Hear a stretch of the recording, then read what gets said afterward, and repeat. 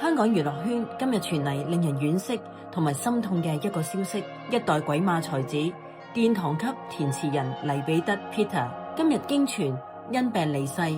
終年76歲。消息由佢喺圈中多年嘅好友鍾志光向傳媒證實。鍾志光神情凝重咁表示，黎彼得近年健康狀況一直反覆，今日喺醫院安詳離世，走得非常安詳。如果大家只係透過今日嘅死訊先至認識到呢一位一代才子，咁你一定要明白佢嘅呢一生生病歷程，甚至佢嘅驚人身世都充滿咗傳奇同埋無奈。黎彼得近年最嚴重嘅一次入院係喺2021年底，當時佢因為心臟血管嚴重堵塞，緊急入院接受咗通波仔手術。但其實佢呢一生嘅病魔早喺佢30幾歲黃金嘅時代就已經種下。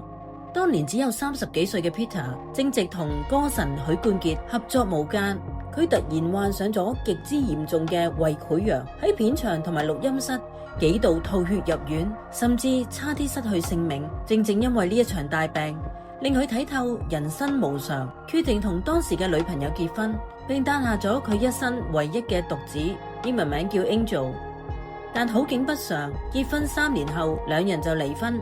黎彼得喺30幾歲就變成咗一個帶子雄狼，一個人一手一腳帶住個仔 Angel 周圍去片場拍嘢揾食，父子相依為命。Angel 細個嘅時候生得斯文又可愛，更曾低調咁客串過一啲劇集。然而呢一段相依為命嘅父子情，晚年卻走向令人唏噓嘅冰封狀態。傳媒曾經踢爆黎彼得同兒子近年嘅關係變得極之疏離，兩人雖然同住一間屋，但就過住同屋陌生人嘅生活。黎彼得喺客廳，個仔就入房；當 Peter 入房，個仔就會出客廳，彼此互不理睬，完全係零交流。幸好阿仔 Angel 後嚟靠自己嘅努力創下成就，去到內地修讀中醫。黎彼得晚年雖然同個仔嘅關係冰凍，但每當提起個仔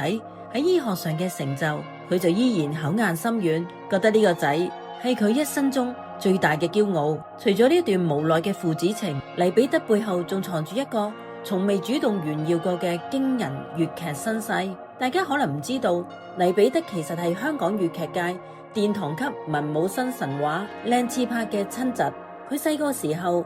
就全靠阿叔靚次伯喺背後接濟同埋照顧。黎彼得雖然只係讀過小學5年班，但憑住驚人嘅天分，佢寫活咗香港一個時代。佢出身於粵劇世家，但係黎彼得冇續承到阿叔嘅粵劇衣缽，反而憑住對文字嘅敏銳，投身咗流行樂壇。佢同歌神許冠傑合寫咗《浪子心聲》、《半斤八兩》、《加價熱潮》，寫盡基層市民嘅心聲。更獨自為張國榮填寫 Monica、梅艷芳將冰山劈開，以及譚詠麟愛人女神，一手促成咗80年代香港樂壇嘅黃金盛世。而到咗晚年面臨停工冇收入嘅生死關頭，背後真正出手相助嘅係兩位大名鼎鼎嘅救命恩人。第一位就係佢嘅契仔黃宗澤，兩人當年拍 TVB 劇集《財神駕到》極之投緣。黃宗澤更對傳媒公開承認黎彼得就係佢嘅契爺。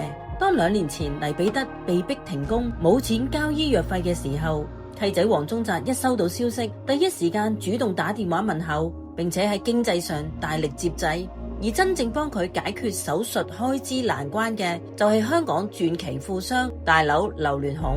當時大劉喺新聞上睇到黎彼得陷入經濟困難，出於對一代才子嘅愛惜，大劉主動聯絡黎彼得，唔單止透過秘書幫佢全數支付所有私家醫院嘅通波仔手術費，其後每個月更直接打一筆生活費入佢嘅戶口，直到佢康復為止。一代鬼馬才子今日正式落幕，但佢寫下嘅金曲將永遠流傳。多謝前輩，願才子一路好走。你又最懷念佢邊一個經典角色呢？留言一齊討論下，